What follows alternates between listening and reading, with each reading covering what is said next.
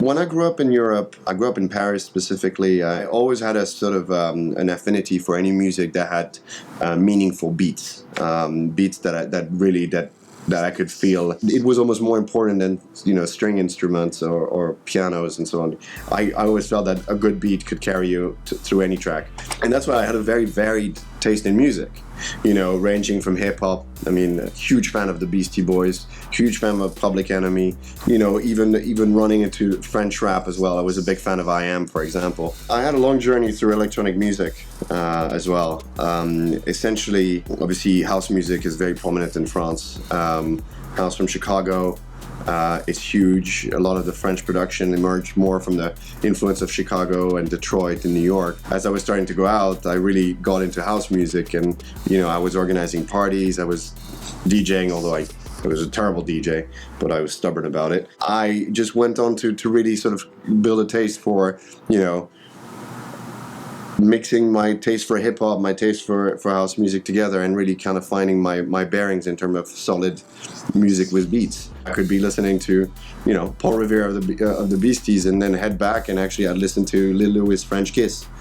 Lil Louis French Kiss is probably one of my favorite house music track of all time, because it was kind of acid, but it was also kind of mesmerizing, and it was the first time I was aware of a beat completely controlling its audience. It's the beat that he controls and drives his audience. And so that's why, for example, this is when the 808 really sort of started to come through in terms of without me knowing what it was. That was when the 808 beat started to control me a little bit. And I went on to listen, a lot of course, Daft Punk, and back into hip hop, then into rock and so on. And then I had a moment where I was all about Belgian progressive trance. So I've always had an idea of going to seek a new beat, a new pace, something punchy, and that would lift me. And when it came to 808, actually, just interestingly, as I said, Lil Louis is a French Kiss track that stayed with me. So did the Beastie Boys, but Planet Rock is actually a track that I kind of listened to. I liked it. I didn't really relate as much because I had sort of more powerful tracks that I was listening at the same time. I was very fond of S-Express, for example, and so on. But then later on, I really got back into it when I was looking for a proper bridge between electronic music and hip hop. And later on, when I moved to England, I remember talking to people about the music that I was listening to, because again, my first reflex was to organize parties. Look for a local bar and organize gigs for my fellow students. The music I was playing was very foreign to them, because in England they were not very aware of Chicago house. They had a certain reticence towards French music as well. So it was interesting actually to then mix it to the British culture. And when I got introduced to British acid house, so 808 States, for example, it was a revelation that really I became more aware of when I moved to England. It's funny, those 808 tunes don't get old. I still listen to them, I still pick them up, and it somehow makes it a constant in my sort of playlist.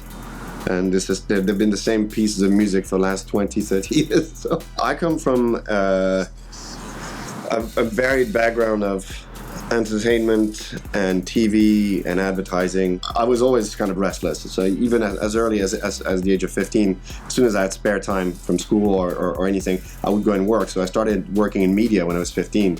And I worked in newspaper and TV. I worked in advertising very quickly.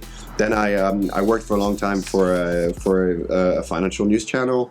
I learned the ropes of TV a little bit, although a bit different. In 2004, I created the company that is now Films. And the idea was to offer dynamic creative solutions with a special impetus on video, because back then in 2004 I was a real believer in content, but it was still a notion that people were only getting used to needing. I mix a French and a Finnish culture, and I've lived in France, Finland, and England, and now in the US. And my work has taken me to travel around the world and meet all kinds of people, and whether I had there a commercial purpose, shooting ads, or news purpose when I was shooting, for example, Art Market Review, art news concept, or my first art documentary, a conversation with Julian Schnabel, which was a bit of a of a mind-blowing experience to launch us into documentaries. We quickly had to adapt and use creativity to know that, you know, this is not just a filming process. This has to have a purpose. And then it drove us to continue in documentaries.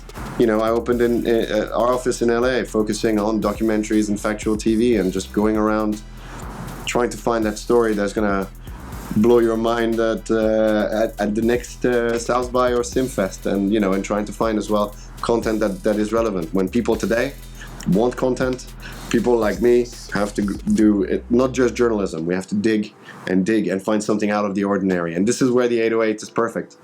The 808 is such an uncanny story, something that is so unique. There's no two piece of equipment that has such a crazy story in itself. That this makes this is why I wake up in the morning and I go and chase.